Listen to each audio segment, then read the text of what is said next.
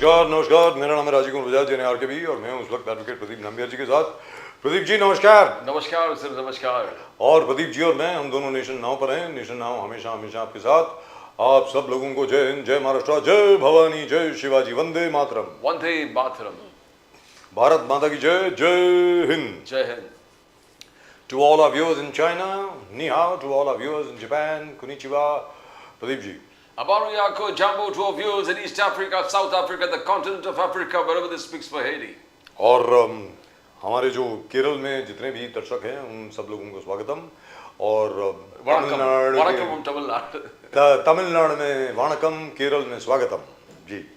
Now point is, Pradeep ji, there are a couple of things. I know everybody is concentrating on the Bihar elections and you know what's going to happen over there and so on, and the ASEAN meeting which Mr. Modi will address via video link and so on and so forth. But there are a couple of things which need to be considered as far as Maharashtra is concerned. Now look at what is it, the Palava flyover.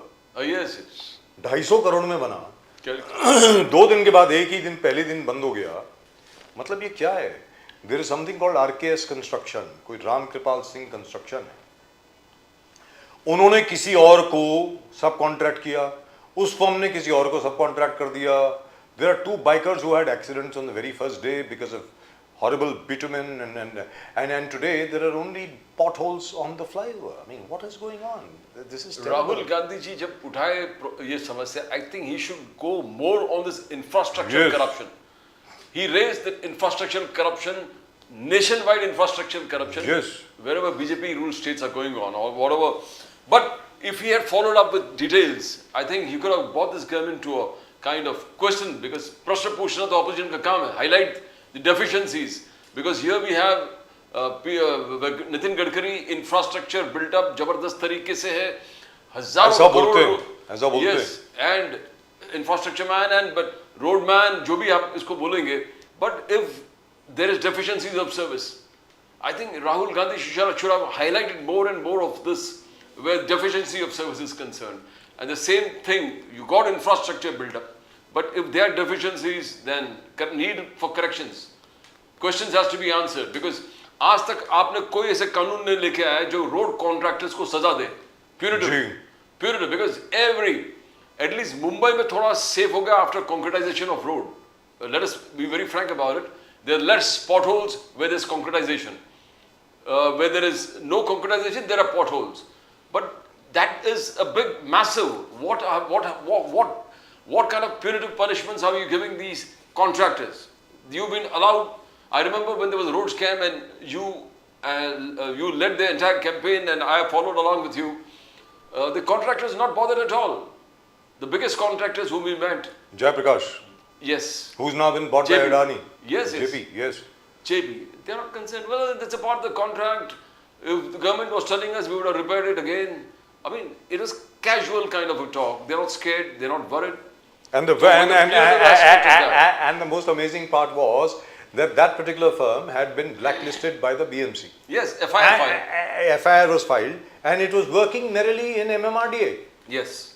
And in Maharashtra. I mean, क्या है यार ये? But my point is, this is a 250 crore flyover. कोई RKS construction है, उनको दिया गया MSRDC से, और वो RKS construction ने किसी और को दिया, उन्होंने किसी और को दिया. I mean, no wonder the cost reached 250 crores and there are only potholes there on a flyover. Yes. I mean, shameful, absolutely shameful. I mean, I don't really know what's going on over there. Second thing, there is the rumor and talk about the CIA plot to assassinate Prime Minister Modi. Yes. And one CIA agent, Terence Jackson, is shot down in Dhaka. Yes. Now, the government has to come out with more news about that, because there is definitely a threat to Prime Minister Modi. Ji. And the way he's been taking on Trump, the way he's been taking India into giant strides where development is concerned, जो नारा उन्होंने स्वदेशी का दिया है, तो all these kind of things, and the way ISRO is taking up in a big way, तो all these things, जैसे Vikram Sarabhai was a CIA plot to kill him, and they did it. The whole jet was blown off. So we need to be most concerned about these very facts, because And today the 2047 का जो target लेके बैठा है। and Pradeep ji, the Washington Post has carried a story that $3.9 billion were given to Mr. Adani from LIC. I mean, what's going on here? LIC per se, they never used to give loans of this kind to anybody. They've actually given it to Mr. Housing Adani. $3.9 billion US. I mean, come on. LIC, Life Insurance Corporation of India, where you provide insurance cover for just about everybody, from the middle class to the rich to the lower middle class to the poor, and so on and so forth. आज तक कभी ऐसा हुआ नहीं है. And it's a Washington Post story, so I hope they sue them if it is not true. But they say it is true. Anyway. और दूसरी चीज़ क्या हुई है कि BMC has received hundreds of thousands of objections to their plans to develop the Sanjay Gandhi National Park. They're supposed to hold a public hearing now at some point of time. Okay. Because all the people all around are screaming, what the hell are you doing? एक तो आप नीचे सुरंग बना रहे हैं उसके SGNP के संजय गांधी नेशनल पार्क के, उसके अलावा आप ये उल्टा सीधा और कर रहे हैं. God knows what is happening. Here, do we have? I thought we had Sushil Vyas ji with us. Can we go to him? I mean, let's ask him. Can we go to our guest, please? Whichever guest is available. Oh, there we are. Sushil Vyas ji, नमस्कार. नमस्कार. बड़े दिनों के बाद आपके दर्शन हो रहे हैं sir. Thank you so much for coming. Advocate Sushil Vyas ji बहुत लीन थे पूजा और अलग अलग कार्यक्रम में. जी बिल्कुल. दिवाली और हर रोज उनके फेसबुक पे होता है आज के द्वारकाधीश के दर्शन. जय श्री कृष्ण, जय Shri Krishna. End of course आरजू खान साहब, आवर द जेंटलमैन हुम I always say should be in Bollywood. पता नहीं वो क्या करते हैं मतलब. फैंटास्टिक. अब लेकिन सर क्या है कि मेरा काम है सिर्फ बोलना, अब आगे उनकी मर्जी. अब बॉलीवुड फैमिली से आते हैं वो. He is for the Bollywood family. Yes he is, but he should be here. He should be on his own coming to Mumbai and यहाँ होना चाहिए उनको सर. क्या है मतलब, आप क्या कर रहे हैं समझ में नहीं आ रहा. In any event, आरजू खान साहब भाई, आज वो देखिए, वो जो क्या नाम है इनका, तेजस्वी यादव साहब की मीटिंग्स में क्या भीड़ आ रही है, क्या लोग आ रहे हैं. हाय हाय हाय, मजा आ गया देख के. ब्यूटीफुल. और उन्होंने उनके सामने ही आपके जो क्या है वो राज्यसभा के मेंबर है शायद, उन्होंने कहा कि भाई देखिए जो वक्फ बोर्ड में जो अमेंडमेंट लाए गए हैं वगैरह वगैरह वगैरह, अब जैसी हमारी सरकार आती है हमारी स्टेट गवर्नमेंट उनको रिकॉग्नाइज नहीं करेगी. So at the moment you seem to be in a very good position Arzoo Khan साहब. मुझे ऐसा लग रहा है कि फॉर एग्जाम्पल देखिए, जो मुस्लिम वोट है बिहार में, which is traditionally the RJD vote, पारंपरिक तौर पे वो ज्यादातर आरजेडी को ही जाता है, जो 17.7% है बिहार में, 17.7%. उसके अलावा there is 37% economically backward caste का वोट है, ईबीसी, जिसको ईबीसी कहा जाता है. और उसके अलावा total votes in Bihar are 7.42 crore, which is 67 lakhs less. 67 lakh कम हुए हैं लोकसभा के बनस्पत. तो आपको लग रहा है सर इस बार कुछ करिश्मा होने वाला है बिहार में? बताएं. देखिए, करिश्मा तो पिछले ही बार हो चुका था. मैं यकीन के तौर पे कह रहा हूं, करिश्मा तो 2020 के इलेक्शन में ही हो चुका था. बिहार की जनता ने जो जनादेश दिया, वो स्पष्ट जनादेश पूरी तरह से पारदर्शिता के साथ राष्ट्रीय जनता दल और तेजस्वी प्रसाद यादव के चेहरे पे दिया था. होता क्या है कि आजाद भारत में पहली बार हम लोग देखते हैं कि बिहार प्रदेश में जो वोटों की गिनती है ना, वो 11 बजे से रात के 12 बजे तक चलती है. ये पहली बार हुआ, आज तक कभी नहीं हुआ था. और कई जगह जो है मतदान केंद्रों पर रोक दिया गया काउंटिंग्स. पहली बार ऐसा हुआ कि जो इसके जो वोट्स होते हैं, जो बाहर के लोग जो वोट्स डालते हैं, जिसको हम कहते हैं कि जो सरकारी जो इस पे रहते हैं, टीचर्स वगैरह वाले लोग होते हैं, वोट उसको वो पहले गिन लिया गया, उसको वो पहले ही गिन लिया गया, काउंट कर लिया गया. जबकि वो बाद नहीं, सॉरी, वो बाद में गिना गया. बाद में गिना, वो पहले सबसे पहले गिने जाते हैं. उसको बाद में आप उल्टा बोल रहे हैं सर. पहले ही काउंट कर दिए जाते हैं कहीं. सबसे पहले पोस्टल बैलेट काउंट होते हैं, उसके बाद इलेक्शन होती है, काउंटिंग होती है. जी मालूम है मुझे. लेकिन फिर 2020 के इलेक्शन में वही चीज जी. लेकिन 2020 के इलेक्शन में हमने देखा कि उसको लास्ट में काउंट किया गया. लास्ट में एकदम. जी. जब एकदम मार्जिन के करीब आप चले जाते हैं, जहां एरर मार्जिन था, वहां पे काउंट कर दिया गया. और हमारे तो ऐसे एमएलएस थे जो कि 12 वोट से, 14 वोट से, 18 वोट से, 24 वोट से, 32 वोट से, 36 वोट से हराए गए. ऐसे टोटल 29 थे, 29 थे उनकी तादाद थी. और 12,000 वोटों का डिफरेंस, 11,000 समथिंग था. वोटों का डिफरेंस राष्ट्रीय जनता दल में यानी महागठबंधन में और एनडीए समर्थित सरकार के अंदर था। तो ये स्पष्ट जनादेश है और पहली बार ऐसा हुआ कि शाम के 5 बजे जो देश के अभी जो हमारे आपको गृह मंत्री जी हैं अमित शाह जी, वो हेलीकॉप्टर पकड़ के लैंड करते हैं पटना में। किस चीजों के लिए? इसी चीजों के लिए वो लैंड किए थे कि जो प्रशासनिक सेवा है, जो इलेक्शन कमीशन है, उनके ऊपर दबाव डाला जाए। और वही हुआ। रात के 12 बजे तक गिनतियां चली। पोस्टल और बैलेट इस बार क्या होने वाला है सर? काउंट करेंगे। ये सारी चीजें हम तो आप इस बार कैसे प्रिवेंट करेंगे सर? आप ये बताइए ना। वेलकम सर, शैलेश पांडे जी, हर हर महादेव, नमस्कार सर। हर महादेव, जय श्री राम, नमस्कार। Thank you so much for coming जी। इस वक्त मैं बात कर रहा हूं आरजू खान साहब से, आरजेडी के पटना से। इस वक्त वो हमारे साथ हैं। और बाय द वे मैं आपको ये भी बता दूं कि मैं इनको पक्का मुंबई लाके ही छोड़ूंगा और बॉलीवुड में हीरो बनाऊंगा इनको। वैसे भी नासिर हुसैन साहब की फैमिली से हैं। स्वागत है नासिर हुसैन साहब की फैमिली से हैं सर। नासिर हुसैन साहब जो बहुत बड़े कैरेक्टर एक्टर हुआ करते थे, वो इनके चचा लगते हैं। नहीं, चचा नहीं, चचेरे नाना लगते हैं। नाना लगते हैं, नाना। मेरा ननिहाल उन्हीं के घर में है। नाना उनके बड़े जी, उनके जो बड़े भाई है वो मेरे नाना है, वो मेरे नाना के छोटे भाई हुए। माशाल्लाह माशाल्लाह। चलिए तो सर अभी बताइए। उत्तर प्रदेश के गाजीपुर में, उनका उत्तर प्रदेश के गाजीपुर में उसिया एक गांव है, वहां से वो बिलोंग करते हैं। वहां मेरा ननिहाल है। If I'm not mistaken, he was formerly in the army, right? He was in the army, if I'm not mistaken. Yes? नहीं, सही, वो फ्रीडम फाइटर भी थे। वो फ्रीडम फाइटर भी थे। और गहमर उसके बगल में गांव है, जोसिया के बगल में गांव है। वहां मतलब एशिया का सबसे बड़ा गांव कहा जाता है और सबसे ज्यादा लोग सेना में होते हैं। जी wonderful.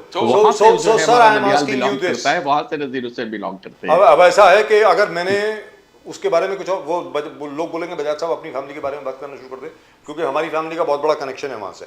But we will talk about that at some other point of time. मैं आपसे जानना चाह रहा हूं सर कि इस बार अगर आपको लगता है कि ऐसा कुछ हुआ है पिछली बार, तो इस बार आप क्या स्टेप्स लेंगे, क्या कदम उठाएंगे कि ऐसा कुछ ना हो इस बार? देखिए, मैं बड़ी यकीन के तौर पे मैं कह रहा हूं कि बिहार की जनता स्टेप ले चुकी है। बिहार की जनता स्टेप ले चुकी है। और वो किस तरीके का स्टेप ली है आपने देखा। अभी कुछ दिनों पहले, महीने दिन भी नहीं हुए पूरी तरह से, बिहार प्रदेश की जो हेल्थ मिनिस्टर है मंगल पांडे, उनको बिहार की जनता खदेड़ के मार रही है।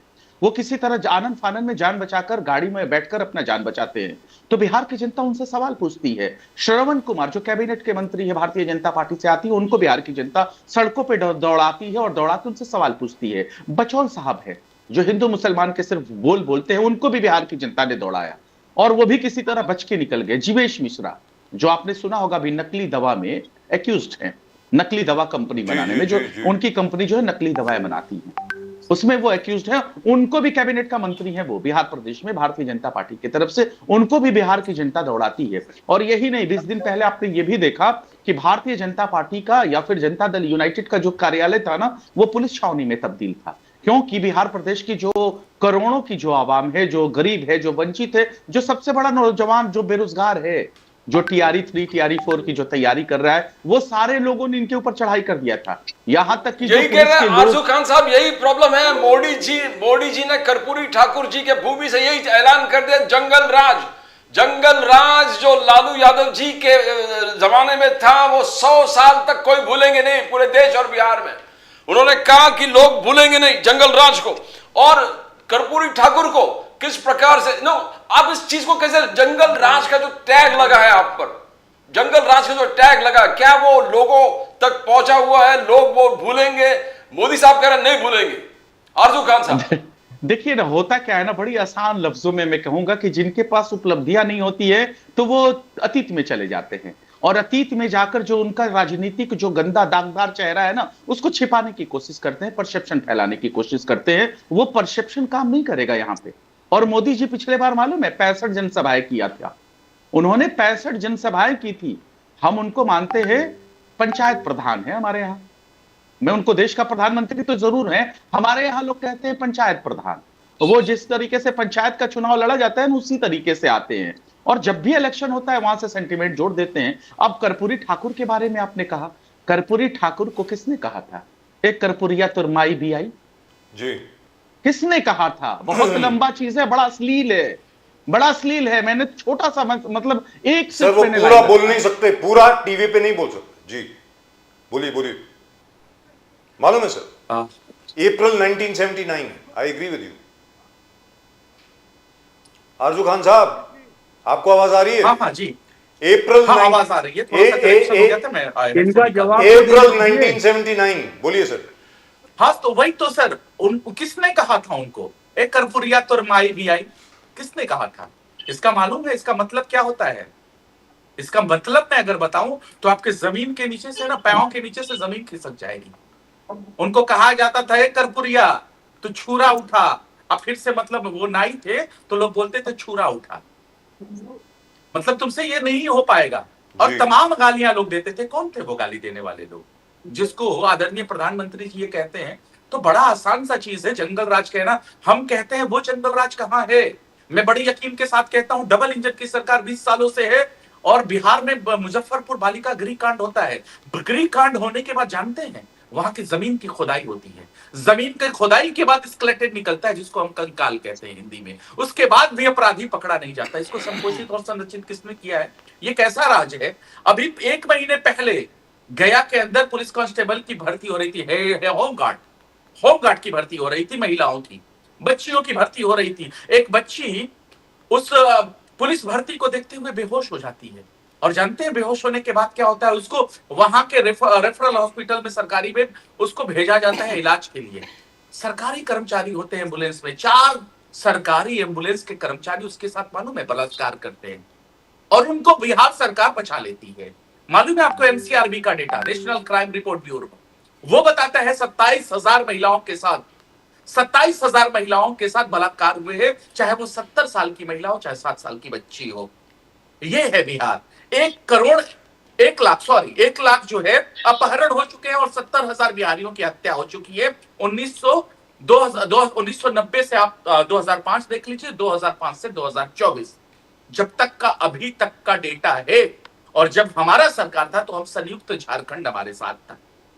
इससे भी आपको देख लेना चाहिए और बात करनी चाहिए। यहां बिहार प्रदेश में शराब बंद है साहब, शराब बंद है। 3 लाख से ज्यादा अभी जो है वो आंकड़ा 3.5 लाख हो गया है। डिलीवरी बॉय बनते हैं बच्चे, यहां पे शराब की डिलीवरी करते हैं। 3 करोड़ इस श्रम पोर्टल पे रजिस्टर्ड है, जो आपके महाराष्ट्र और गुजरात में जाते हैं, हरियाणा और पंजाब में जाते हैं 2 वक्त की रोजी रोटी कमाने के लिए। तो ये पलायन का दंश किसने दिया है? जबकि अगर उसको ई श्रम पोर्टल हटा दिया जाए तो 5 करोड़ उसकी तादाद है। मैं कहता हूं यहां चूहा, यहां बिहार में शराबबंदी है पूर्ण तरीके से। 50,000 लाख लीटर शराब जो विदेशी है उसको यहां का चूहा पी जाता है, जो लैब टेस्टिंग में जाता है। 50 से 100 ml चाहिए, वहां पे हजारों लाख लीटर पी जाता है। ये बिहार प्रदेश के, ये ऑफिशियल स्टेटमेंट है सरकार की। Correct, I agree with you. But before I go to Shailesh Pandey साहब wants to reply to you. आप 143 सीट लड़ने वाले हैं इस बार, 143 seats as far as I know, isn't that right? And Congress is gonna fight about 61 seats, total 243 seats. तो क्या लगता है सर आपको, क्या विनिंग परसेंटेज कितना रहेगा आपका? कितनी सीट्स के करीब आरजेडी जीत जाएगी सर इस बार? आरजू खान साहब। मैं आता हूं सर। जी जी, इसका कनेक्ट करके आवाज में आता हूं सर। जी जी जी sir, I'll go to Shailesh Pandey साहब। जी शैलेश पांडे जी, आप कुछ बताना चाह रहे थे, बोलिए सर। देखिए राजू जी, बहुत ध्यान से मैं हारून जी की बात सुन रहा था काफी देर से। आरजू है, आरजू खान, हारून नहीं है, आरजू जी, सॉरी। हाँ, वो आरजू पिक्चर आई थी ना राजेंद्र कुमार की, वही आरजू। जी जी, मैं बहुत देर से आरजू जी की बात को सुन रहा था, बहुत ध्यान से। जी ये कह रहे थे ये भागे वो भागे। मैं आरजू जी को और बिहार की जनता को ये याद दिलाने की कोशिश नहीं कर रहा, बल्कि बिहार की जनता, मैं दावे से कहता हूं कि ये कभी नहीं भूल सकती है कि बिहार में जो नौकरी के बदले रेलवे में नौकरियां दी गई, उसमें भी इंक्वायरी शुरू है। लालू यादव जी, उनके परिवार के लोग उसमें फंसे हुए, वो कभी भी जेल में जा सकते हैं। और इसके पहले भी चारा घोटाले में जेल जाकर आए, जमानत पर। और भी आय से ज्यादा के संपत्ति के मामले इनके परिवारों पर चल रहे। एक गरीब परिवार आज हजारों करोड़ का मालिक कैसे बनता है? सबसे बड़ा प्रश्न ये है। इन्होंने गरीबों की, लोअर मिडिल क्लास के लोगों की जमीनें हड़प ली एक नौकरी रेलवे की देने के लिए। आज जब ये 33 आगे बढ़ी तो पता चला कि ये जमीन लालू जी के नाम पे है, वो जमीन तेजस्वी जी के नाम पे है, वो उनके रिश्तेदार के नाम पे है, वो उनके बेटी के नाम पे, ये कैसे आ गया? तो बाद में सामने पता चलता है कि ये वही लोग हैं जिनको रेलवे में नौकरी लगी है और उनकी जमीनें इन्होंने उन नौकरी को बदले दिए। कितना बड़ा पाप, कितना बड़ा भ्रष्टाचार बिहार की जनता के साथ आरजेडी और लालू यादव के कुनबे और परिवार ने किया है, ये बिहार की जनता भूल नहीं सकती। लालू यादव के मुख्यमंत्री काल का जो जंगल राज था वो कोई भूल नहीं सकता। दिन दहाड़े अपहरण, दिन दहाड़े व्यापारियों को गोली मार दी जाती थी, हफ्ता वसूली की जाती थी, उगाही की जा सकती थी। शाम को 6 बजे के बाद कोई भी माँ बहन बेटी रोड पे या खेत खलियान में या बाजार में नहीं जा सकती। पांडे जी मगर तेजस्वी यादव का ऐतिहासिक निर्णय जो तेजस्वी यादव जी ने लिया, बेरोजगारी का मुकाबला करते हुए तेजस्वी यादव ने कहा कि हर घर में एक गवर्नमेंट सरकारी नौकरी मैं दूंगा, यह वादा किया है तेजस्वी यादव ने। आपको नहीं लगता है रेवोल्यूशनरी एक ऐतिहासिक डिसीजन है? बिकॉज ये रेवोल्यूशनरी नहीं, ये सबसे बड़ा भ्रष्टाचारी डिसीजन है। क्योंकि बिहार की जनता ने, जो मैं बता रहा था ना, कि इन्होंने रेलवे की नौकरियां जो दी तो लोगों की जमीनें हड़प ली, लोगों की जमीनें लेके रेलवे की नौकरी दी। यही खेल, यही भ्रष्टाचार इनके दिमाग में खुराफात के रूप में चल रहा है कि हम फिर से नौकरियां देंगे और लोगों की जमीन हड़प लेंगे, लोगों के घर हड़प लेंगे, लोगों की प्रॉपर्टियां हड़प लेंगे और पता नहीं क्या क्या हड़पने की तैयारी करके बैठे हैं। इनकी ये जो सोच है ये बहुत ही घटिया किस्म की सोच है, बहुत ही भ्रष्टाचारी किस्म की सोच है। और इनके इस किसी भी प्रकार के घटिया सोच और भ्रष्टाचारी सोच में बिहार की जनता आने वाली नहीं है। बिहार की जनता विकास चाहती है, विकास और अपना पुराना ऐतिहासिक विरासत चाहती है। नालंदा का इतना बड़ा विरासत सर, लेकिन ज्यादातर तो आपकी सरकार नहीं। भगवान बुद्ध, भगवान महावीर, आर्यभट्ट की धरती, पांडे जी, ये और आज उसको इन्होंने जंगल राज में तब्दील कर दिया। आप गुरु गोविंद सिंह जी महाराज को भूल गए, हमारे एज यूजुअल कर दिया। आज बिहार की जनता वहां पर एक बिहार फिर से सनातन की विरासत चाहती है। अरे शैलेश पांडे जी कभी कभी सवाल भी सुन लें। मेरा सिर्फ ये कहना, चलिए ये सब तो ठीक है, लेकिन अगर एनालिसिस किया जाए तो ज्यादातर तो आपकी सरकार रही है पिछले 15-20 सालों में, आप ही की सरकार रही है ना, ज्यादातर तो आप ही पावर में रहे हैं। बीच में इक्का दुक्का बार हुआ है कि नीतीश कुमार जी इस तरह भटक गए हैं, फिर आए तो आप ही के साथ हैं।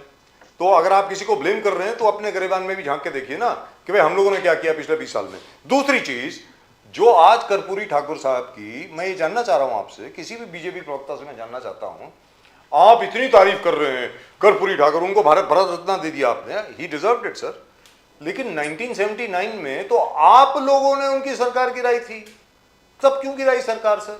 अगर कर्पूरी ठाकुर से इतना ही प्रेम है तो उस वक्त, क्योंकि वो रिजर्वेशन के, आरक्षण के फेवर में थे, आप लोग सब इकट्ठे हो गए और आप सब लोगों ने उनकी सरकार गिरा दी, तो क्यों गिराई सरकार सर? बताएंगे जरा प्लीज। देखिए राजीव जी, आज जो कर्पूरी ठाकुर जी का रोना रो रहे हैं और ये बात कर रहे हैं, मेरा उनसे सवाल है कि आखिर में कर्पूरी ठाकुर जी, रोना जो भी रो रहा हो, सुनिए मैं ये फैक्ट है सर, ये फैक्ट है, सरकार आपने गिराई सर, सपोर्ट आपने विड्रॉ किया, रोना जो भी रोता रहे, सपोर्ट आपने विड्रॉ किया, आपने नहीं, मतलब भारतीय जनसंघ ने, उस वक्त तो भारतीय जनता पार्टी थी नहीं। देखिए, मेरा सवाल आरजेडी और एनडीए अलायंस से यही है कि जिन कर्पूरी ठाकुर की आप बात कर रहे हैं और जो माननीय जयप्रकाश नारायण जी, माननीय लोहिया जी, जो विचार उन्होंने पैदा किया था, उस वक्त एक इमरजेंसी के खिलाफ लड़ाई लड़ी थी जयप्रकाश नारायण जी ने।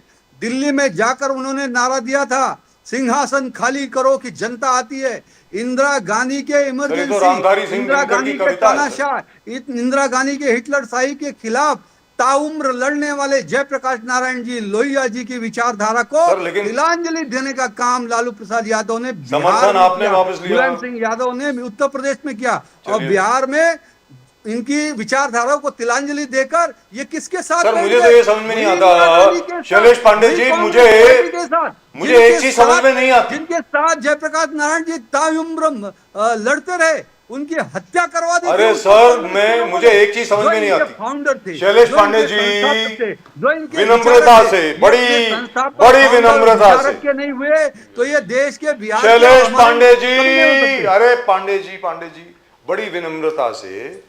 मुझे एक चीज याद है, एक चीज, लाल कृष्ण आडवाणी जी और अटल बिहारी वाजपेयी जी दोनों का मतलब, दोनों के लोग कायल क्यों हैं, आप जानना चाहेंगे?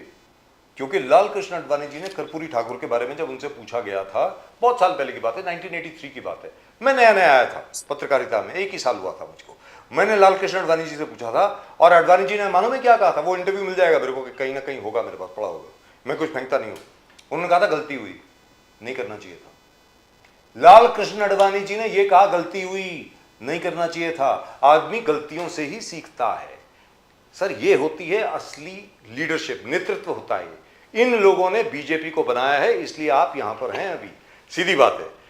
जैसे लाल कृष्ण आडवाणी, जैसे अटल बिहारी वाजपेयी, जैसे केदारनाथ साहनी, जैसे विजय कुमार मल्होत्रा, जैसे डॉक्टर भाई महावीर, ये लोग हैं सर, मदन लाल खुराना, जो अपनी गलती मानते हैं, सबके सामने मानते हैं। हाँ भाई गलती हो गई है, हो जाता है कभी कभी, ऐसी क्या बात है, अपनी गलती से ही सीखता है ना आदमी।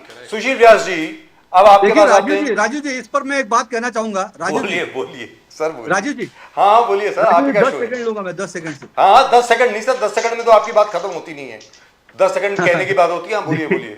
देखिए ऐसा है कि जी। भारतीय जनता पार्टी आज जो भी हमारे महापुरुष से संस्थापक है, जी। उन्होंने जो विचार हमें दिया, जिन विषयों को लेकर, जिन मुद्दों को लेकर उन्होंने लड़ाई शुरू की थी, आज भले हम तीसरी या चौथी पीढ़ी होंगे, हम उन्हीं विचारों पे चल रहे। आज बताइए, एक देश में 2 संविधान, 2 विधान नहीं हो सकते, 2 प्रधान नहीं हो सकते। करेक्ट।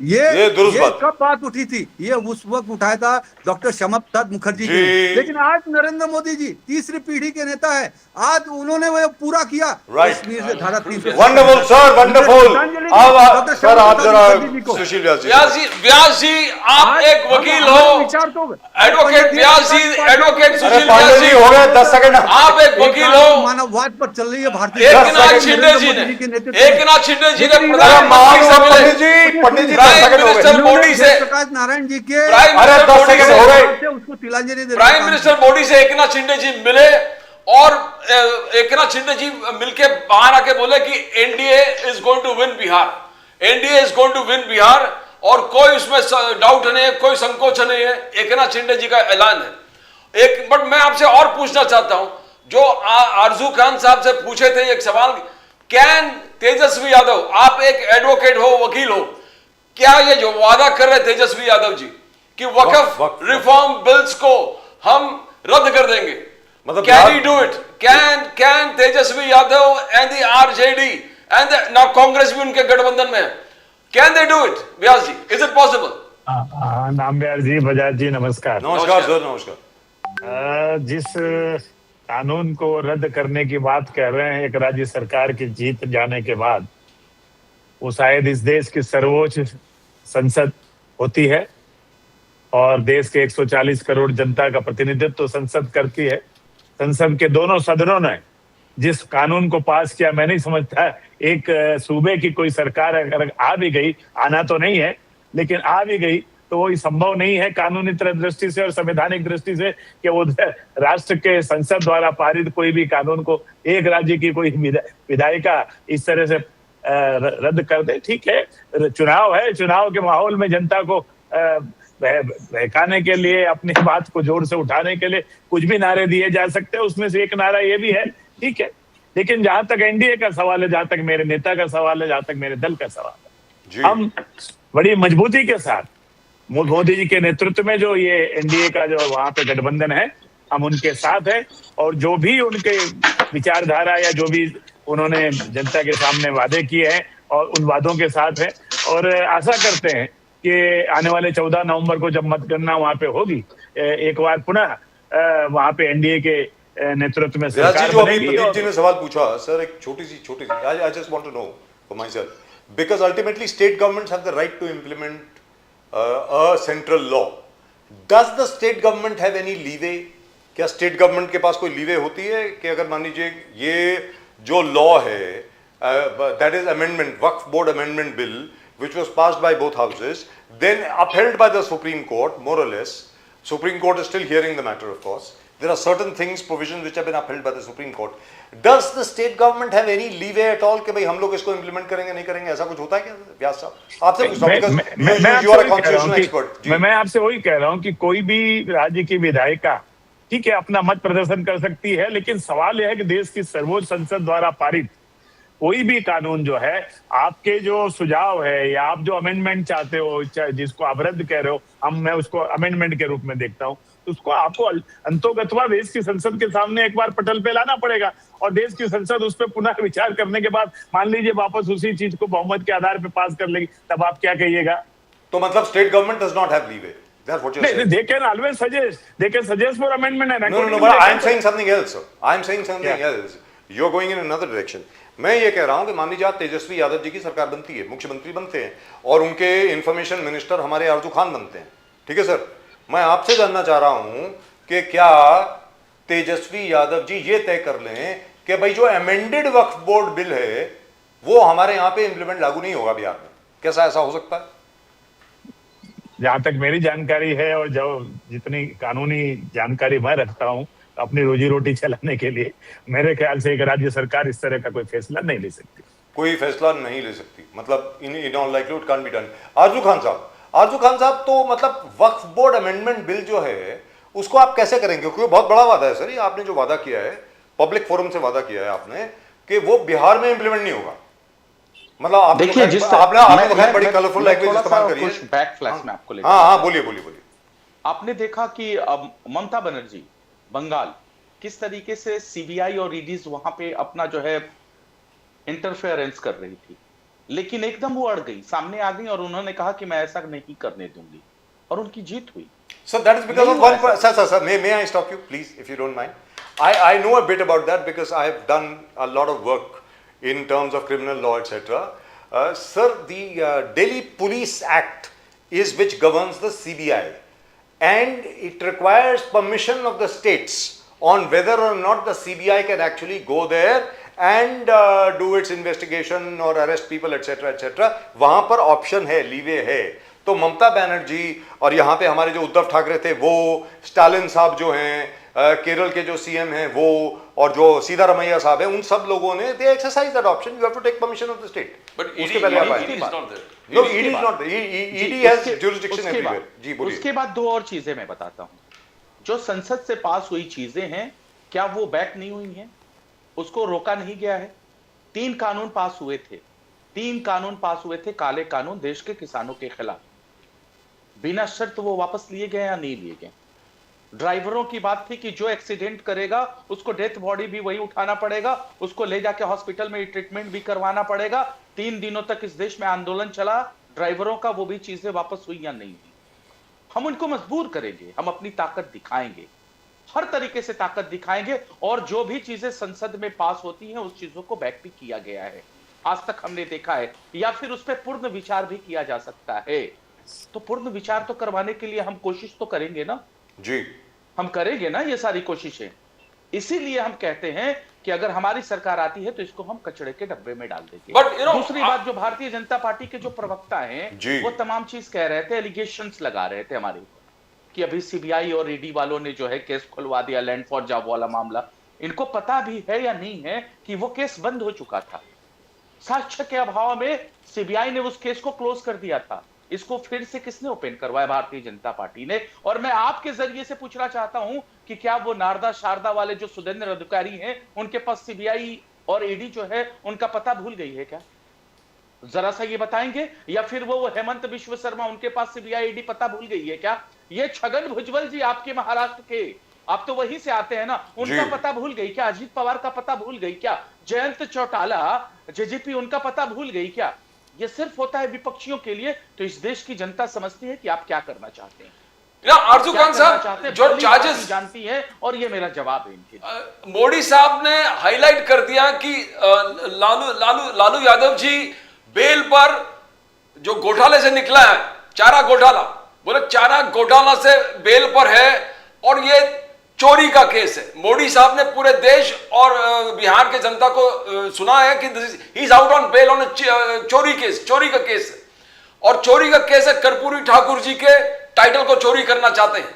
कर्पूरी ठाकुर साहब के टाइटल को चोरी करना चाहता है दिस एंटायर आरजेडी। और फिर अब कांग्रेस को अचानक याद आया कि सीताराम केसरी उन्होंने बोला, धोती निकाल के उनको बाथरूम में बंद कर दिया था, फिर सड़क पर फेंक दिया था।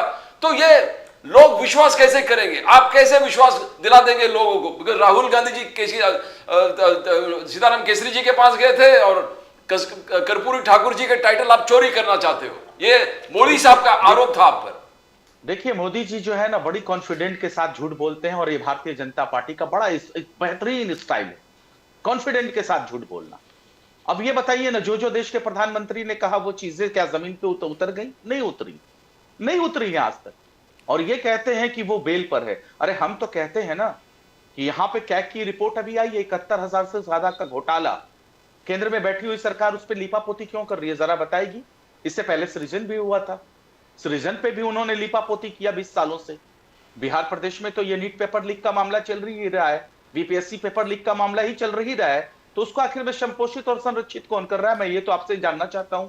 ये क्या बताएंगे भारतीय जनता पार्टी के प्रवक्ता या देश के प्रधानमंत्री, जिसको देश के प्रधानमंत्री जी कहते थे कि ये अपराधी हैं, इनकी जंग जेल की सलाखों के पीछे है, उसको अपने कैबिनेट का मंत्री बना देते हैं और फिर अपने जहां जिस प्रदेश में जीतते हैं उसको उसके डिप्टी सीएम बना देते हैं। तो ये हमारे ऊपर बात करते हैं। देखिए, परेशानी ये है ना कि एक पिछड़ा, एक दलित परिवार से आने वाला जो चपरासी क्वार्टर्स में रहता था, जो फुलवरिया गांव से निकला था, वो आदमी चीफ मिनिस्टर बनने के बाद भी गांव में जाता था और बच्चों को पढ़ाता था, उनको नहला धुला के, और चपरासी क्वार्टर में रहता था और लोगों को सामंतवादी विचारधारा से, मनुवादी विचारधारा से आजादी दिलाई। थाने में लोग जाने से डरते थे, उनको थाने के थानेदार को उन्होंने ये कह के और हुक्म दिया था, ऑर्डर दिया था कि अगर कोई गरीब, वंचित, दलित, पिछड़ा, शोषित अगर आता है तो आप खड़े होकर बात करिएगा। इनको डर लगता है इसी चीजों से। मैं कहता हूं कि हम हैंड्सअप नहीं करेंगे, हम ऐसे लोग नहीं हैं जो नतमस्तक कर दे आदरणीय मोदी जी के साथ। और जो नतमस्तक करते हैं वहां न सीबीआई पहुंचती है, न ईडी पहुंचती है।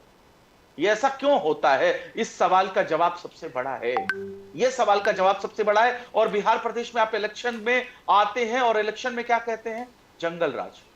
20 साल का बच्चा रोजगार मांग रहा है, हंसी आती है। 20 साल से आपकी सरकार है, 20 साल का बच्चा जो नौजवान है, जो पैदा हुआ वो नौजवान हो चुका है, वो आपसे पलायन का दंश झेल रहा है, आपकी सरकार में बेरोजगारी झेल रहा है। आपसे वो सवाल करता है कि मुझे रोजगार कब मिलेगा। तो आप सर, बिहार में नीतीश बाबू और बीजेपी की सरकार कितने साल से है सर? कितने साल हो गए इनको? लगभग 20 सालों से। लगभग 20 साल, जिसमें एक छोटा सा अंतराल आपका भी है, जिसमें आप भी हमारा थोड़े से। जी, हमारा भी जी, लेकिन ज्यादातर क्योंकि नीतीश बाबू रहे मुख्यमंत्री, एक जितिन मांझी साहब को छोड़ करके थोड़ी देर के लिए, वैसे नीतीश बाबू रहे हैं ज्यादातर मुख्यमंत्री।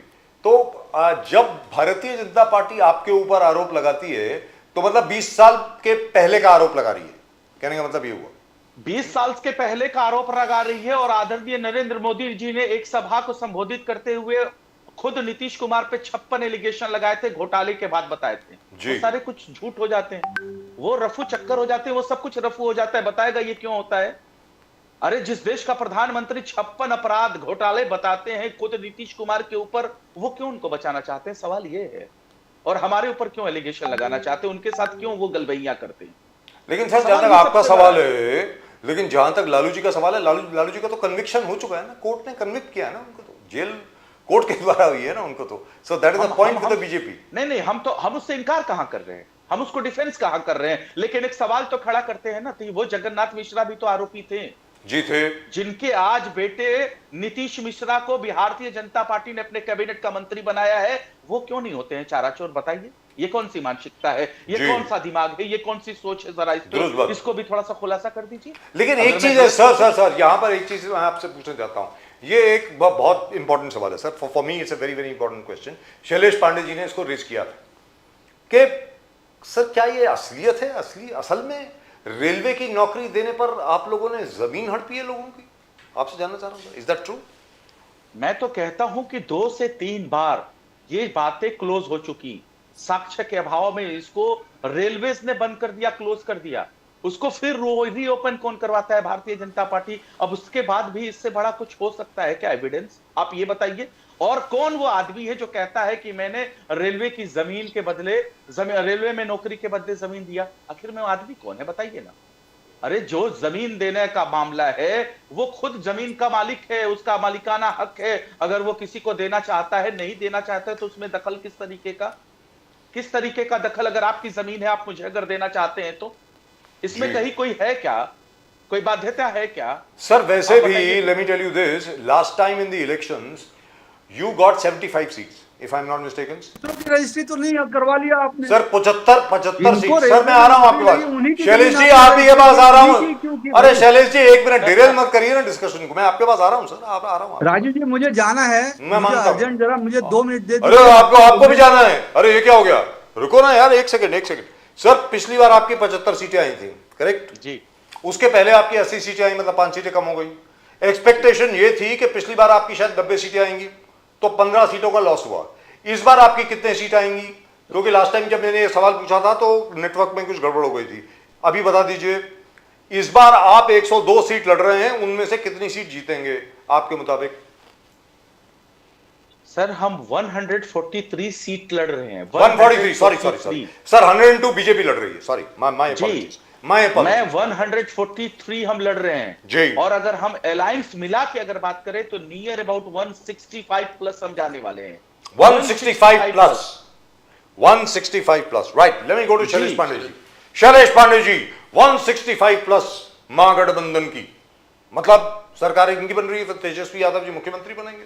अब आप बताइए सर, शैलेश पांडे जी। देखिए जो 175 सीट की बात कर रहे हैं तो 165 बोला आपने, 10 और दे दी उसके लिए थैंक यू। हाँ बोलिए सर। मुंगेरी लाल के हसीन सपने जी। और ये तो आप देखते हैं, कहते हैं 225 सीट बैसाखी का सहारा। मुंगेरी लाल के हसीन सपने तो आप देखते हैं भाई साहब, नहीं। 225 सीट कहते हैं। आप देखते रहिए, मैं तो आपको बधाई देता हूं, आप सपने देखते रहिए।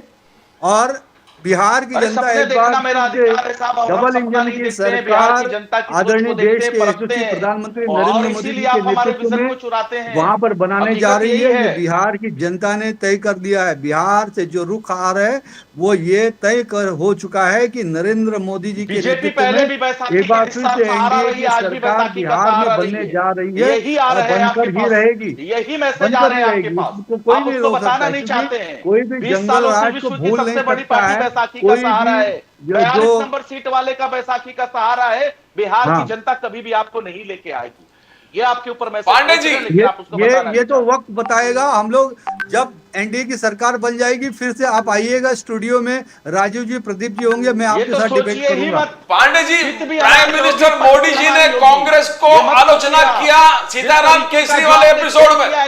सीताराम केसरी वाले एपिसोड में कांग्रेस का आलोचना किया प्राइम मिनिस्टर मोदी। पांडे जी क्या पूछ रहे हैं, मुझे कुछ समझ में नहीं आ रहा। पांडे जी सीताराम केसरी वाले एपिसोड में राहुल गांधी जी गजब का, अरे ये डिबेट चल रहा है अर्जुन जी, सिर्फ आपका अकेले का इंटरव्यू नहीं चल रहा है। ठीक है पांडे जी, और भी पांडे जी सुनिए, 3 पार्टियों के लोग बैठे हुए। पांडे जी मोदी जी ने आलोचना किया कांग्रेस को कि कांग्रेस को अब सीताराम केसरी याद आया, अब आरजेडी को कर्पूरी ठाकुर याद आया। तो आलोचना किस प्रकार से देख रहे हो? राहुल गांधी जी गए थे सीताराम केसरी जी के घर पर, कैसे देखते हो आप पांडे जी आलोचना? बिल्कुल, मोदी जी ने जो विषय उठाया एकदम सही। आज सीताराम केसरी जी का जो अपमान कांग्रेस पार्टी ने किया था वो पूरे दुनिया ने देखा था, पूरे देश ने देखा था। आज उनको, उनके साथ जो भी जोर जबरदस्ती की गई, कपड़े निकाले गए, किस प्रकार से उनको उठाकर फेंका गया, ये बिहार की जनता उस अपमान को कभी भूल नहीं सकती, वो भी एक राष्ट्रीय नेता का अपमान। और इनसे आप क्या उम्मीद कर सकते हो प्रदीप जी, जिस कांग्रेस ने कभी नेताजी सुभाष चंद्र बोस का इन्होंने अपमान किया, डॉक्टर बाबा साहब अंबेडकर का अपमान किया, इन्होंने जयप्रकाश नारायण जी और लोहिया जी के विचारों को तिलांजलि दी, उनका अपमान किया। इमरजेंसी लगाने वाले इंदिरा गांधी जी के साथ जाकर ये जंगे से जंगे लगाकर बैठ जाते हैं। क्या है कि आप भाग जाते हैं 40 साल पहले, ये और झूठ बदतमीजी फैलाते हैं। आप अच्छी ये बात बताइए नहीं ना है। आपकी आप क्या देखो, आपके परेशानी बीच है में हम भाई? बोल नहीं रहे थे। अरे कैसे ये मैं आपका गिरबान पकड़ के लेके आऊं नहीं नहीं वर्तमान नहीं, में? आप ये बताइए ना। ये जो आप बीच में टोका आप टोकी कर रहे हो ना, इतिहास ये तो आप आपका कुछ बदतमीजी कर बेहतर रहे है हैं। नहीं। आप कृपा करके इतिहास तो आपका बदतमीजी आरजू जी गंदा इनको है। जरा बोलने तो आप कंप्लीट, नहीं, इतिहास आरजू बनाना जी, चाहते आरजू हैं जी क्या? लेट हिम नहीं नहीं, कंप्लीट। तो फिर अरे एक काम आप करिए, प्रदीप जी इनसे अकेले आप से एक लंबी इनका लाइन अकेले का खींचना चाहते हैं, इंटरव्यू वो भी लीजिए। आपके बस की बात नहीं। आज मुझे 47 मिनट हो गए इस डिबेट को। आरजू आज खान यहाँ जी पे व्यास जी बैठे हुए हैं, व्यास जी सिर्फ 2 मिनट बोले 47 मिनट में। बोल। आप 45 मिनट तो यही अकेले बोले। पांडे जी अब बोलिए, मैं बोलिए। जब बोल रहा हूँ तो बीच में कूद रहे, फांद रहे ये। नहीं नहीं, बोलिए बोलिए बोलिए, तो पांडे मैं जी आपको बोलिए। ये क्या झूठ बोलने तरीका की है? आजादी दे दूं क्या? अरे आपको झूठ बोलने की मैं व्यास जी आजादी दे जैसा दूं? आप कह इतना दीजिए सीनियर तो आरजू कैडर खान के साहब जरा व्यास जी बोलने दो ना, बैठे हैं। कंप्लीट करने दो ना आप उनको। उनको अरे 2 प्लीज मिनट छोटा में सा बोलने प्लीज सवाल लेट दीजिए। हिम मैं कर कंप्लीट। मैं रहा हूं, कैसे आप बोलना 40 शुरू साल करता 60 हूँ, साल आप पीछे बीच क्यों में जाते टपक हैं? जाते हो। झूठ क्यों फैलाते हैं? अरे झूठ का 2025 में रायता बहस आप करिए फैलाते हो, ना। भ्रष्टाचार है आप हिम्मत फैलाते हो, जातिवाद 2025 आप में बहस फैलाते हो। करिए। देश को 25 भ्रष्ट तारीख करने का काम आपने किया 2025 है। में बहस आपने करिए। मैं जयप्रकाश आपको नारायण जी के चैलेंज देता विचारधारा हूं। को तिलांजलि देने करिए का ना काम किया है बहस, आपने। करिए ना बहस। आपका इतिहास भी दागदार है। आपने किया ये सब कौन सा गलत काम। इतिहास आप बताना चाहते हैं? और मैं झूठ एक मुद्दे फैलाइएगा, मैं एक परसेप्शन मुद्दा बोल के फैलाइएगा। मेरे बात को अरे यही खत्म फिजाओं में करूंगा। जहर घोलिएगा इनको बोलो पहले चुप हो इतिहास में जाइए, जाकर। बदतमीजी बंद एक करो। मिनट राजू खान साहब, आई रिक्वेस्ट यू सर, आरजू खान साहब, I request This you. is Aarzoo not Khan a साहब, debate for debate. Sir Aarzoo Khan Please. साहब, आई रिक्वेस्ट यू 1 सेकंड। हाँ बोलिए शैलेश पांडे मैं जी। आखिरी मुद्दा बोल रहा हूँ, मुझे जाना है राजू जी। मैं बोलिए बोलिए 15 सर, मिनट क्या से आखिरी मुद्दा, बोलिए। आपसे रिक्वेस्ट कर रहा हूँ। बोलिए। इन्होंने अभी डिबेट करते करते ये कहा कि हमारी सरकार आएगी तो हम ये जो अमेंडमेंट करेंगे वक्फ बोर्ड में, बताइए इनकी जरूरत कैसे होगी? वक्फ बोर्ड में ये अमेंडमेंट करेंगे? इनकी सोच क्या है? इनकी सोच आरजेडी की और कांग्रेस की है कि ये वक्फ बोर्ड बनाकर उसमें अमेंडमेंट करके, जिस प्रकार से अभी तक देश के अंदर जमीनें हड़पी जा रही थी, वो जमीन हड़पने का ये काम करेंगे। ये खुलेआम चैनल पे कह रहे जिस प्रकार से तमिलनाडु के अंदर 500 साल पुराने मंदिर को हड़पने का काम किया, वही जमीन हड़पने का काम करेंगे। ये लैंड जिहाद करेंगे, ये लॉ जिहाद करेंगे, ये वोट जिहाद करेंगे। हाँ, और आज बिहार की क्या हालत बना दिया है इन्होंने। बिहार के अंदर जो सीमांचल के जिले हैं, सारे सीमांचल के जिले में जिहादियों का भरपूर कर दिया है। आज वहां के मदरसों की हालत क्या है आप देखिए। देशद्रोही पैदा कर रहे हैं वहां पर। आज ये देशद्रोह की बात कर रहे हैं, आज देशद्रोह की बात कर रहे हैं। ये लैंड जिहाद को उकसाने की बात कर रहे हैं। ये वक्फ बोर्ड में अमेंडमेंट करके लैंड जिहाद को उकसाने की बात कर रहे हैं, लव जिहाद को उकसाने की बात कर रहे हैं, वोट जिहाद को उकसाने का। अरे मुस्लिम तुष्टीकरण वोट जिहाद का ये जो आपका षड्यंत्र है ना, उस षड्यंत्र का बुरका बिहार की जनता ने फाड़ा है और फिर से फाड़ेगी और आपको वो सीमांत तक ही सीमित रखेगी। ध्यान में रखना। आप लेकिन शैलेश बिहार पांडे की जी, डेमोग्राफी बदल दी। आपने बिहार में जो नालंदा विश्वविद्यालय का जो विरासत था, जो महात्मा बुद्ध, जो महावीर, जो आर्य भट्टाचार्य की भूमि थी, जो हिंदू सनातन संस्कृति की भूमि थी, उस संस्कृति भूमि को सर 20 साल से तो आपकी सरकार है। जिहादियों को सौंप दिया। आप वहाँ लैंड याद कर रहे हो, वोट याद कर रहे हो। अब शैलेश पांडे जी, इन सारे अरे आरजू खान साहब, एक मिनट, आप ही की बात कर रहा हूँ। बिहार की जनता एकजुट है, संगठित है। आरजू खान साहब, एक सेकंड। किसी भी कुचक्र को आपके किसी भी कुचक्र को बिहार की जनता चलने नहीं देगी।